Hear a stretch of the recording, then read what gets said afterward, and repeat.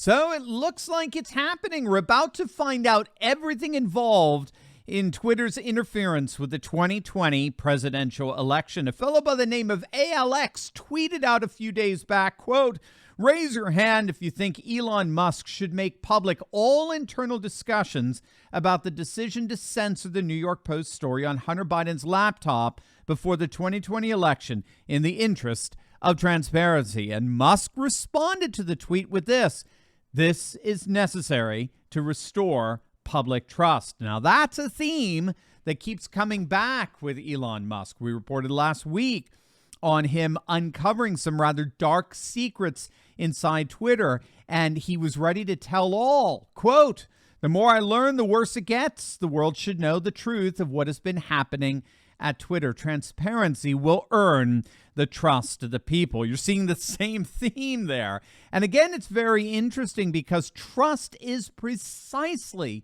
what has eroded among the vast majority of the population when it comes to the legacy media as reliable mediators of information. Virtually every major survey demonstrates that trust is consistently eroded over the last 20 years for particularly the U.S. news media. And the same erosion of trust is happening with big tech as well, and for good reason. As we all know, the New York Post published a bombshell report just weeks before the 2020 presidential election, exposing the existence of thousands of emails that detailed how bumbling Biden's son Hunter leveraged his political access in a series of illicit overseas business deals after the Post got a copy of the hard drive from the laptop. A laptop, interestingly enough, that was dropped off at a computer repair shop in Wilmington, Delaware, literally just 20 minutes away from where I am right now. Well, it was because of leftist threats. The owner had to close the shop. Woke Democrats were far more interested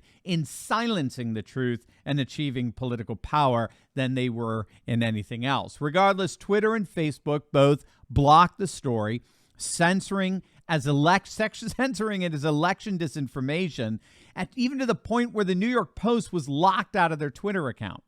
While the big tech oligarchs were doing their part, the legacy media in turn did everything they possibly could to denigrate the Post bombshell report as nothing more than Russian disinformation. You, of course, remember that shameful moment in our nation's history when a bunch of so-called intelligence experts all rallied around Sleepy Joe, dismissing the laptop story as nothing more than Russian disinformation. So what we've been seeing here is an unprecedented assault by the mainstream media and big tech on the electoral integrity of our democracy. They've arrogated to themselves the role of judge and jury in deciding which stories regarding the two presidential candidates were valid. The mainstream media and big tech together declared a monopoly over the legitimation of information regarding Joe Biden and Donald Trump, and a clear pattern emerged from that monopolization. Every single story that negatively implicated Biden during the campaign was by definition fraudulent and bogus, while every single story that negatively implicated President Trump, no matter how outrageous or unverified, was automatically authentic and beyond reproach. And for any of us to question the veracity of such reporting, so-called reporting, was derogated as an assault on democracy itself and automatically disqualified us and our opinions from any serious consideration. Now, this deliberate and dogmatic attempt to thwart the democratic process by deliberately squelching information on the one hand and basically fabricating it on the other has rightly been termed a media coup d'etat, which actually began back in 2016. Back in October that year, during the presidential campaign, the journalist Barry Castleman, who was echoed by Newt Gingrich, made the argument that the mainstream media had so combined their forces against Donald Trump and in favor of Hillary Clinton that he believed that we're witnessing nothing less than what he called a media coup d'etat that sought to determine the outcome for the next president of the United States before voting had even taken place. He saw, and I think he was quite right here, he saw nothing short of a mob mentality among the newspapers, magazines, network and cable TV and radio networks, and that were all ganging up against Trump to deliberately influence the outcome of the 2016 election.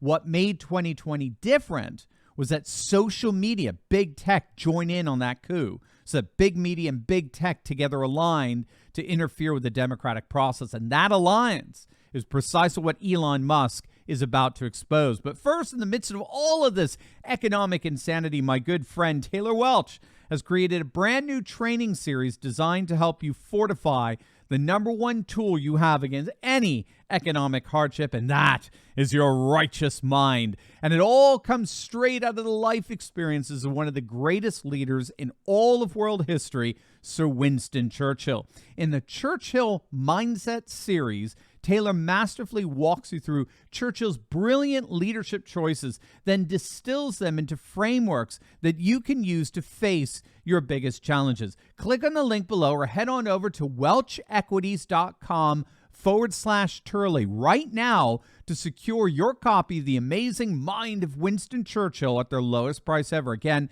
that's welchequities.com/Turley.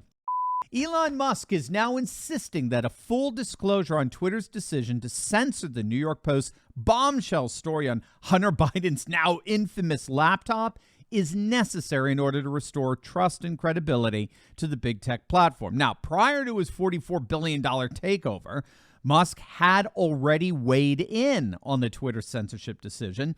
Back in April of this year, Musk responded to a Politico story that detailed how a Twitter executive who was in part responsible for banning President Trump, as well as censoring the Biden laptop story, was actually brought to tears at a company meeting when discussing Musk's takeover of the platform. And so in response, Musk tweeted out, quote, "Suspending the Twitter account of a major news organization for publishing a truthful story was obviously incredibly inappropriate." And he, of course, since taking over, has fired the people responsible for Trump's suspension and the Hunter Biden cover-up. He's restored Trump's account, and now he's getting to the bottom of the Hunter Biden censorship. So this is absolutely amazing stuff. And of course, the question now is the extent to which the deep state was involved in this coup. We had big media and big tech colluding, but to what extent did big government collude as well?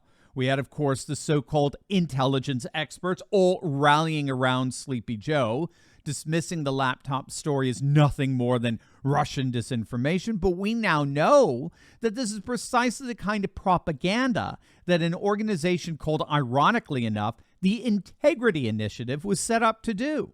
The Integrity Initiative was an organization of academics, former politicians, pundits, military experts, intelligence experts, and the like, who were tasked with basically smearing conservative and right-wing politicians and activists as propagators of Russian disinformation. This is precisely the kind of apparatus that kicked into gear when the Hunter Biden laptop scandal broke out with those so-called intelligence experts. So once again, we're seeing Musk in exposing Twitter. He's exposing the whole deep state apparatus itself. This is huge news, and it's going to be very, very exciting to see what's ultimately revealed.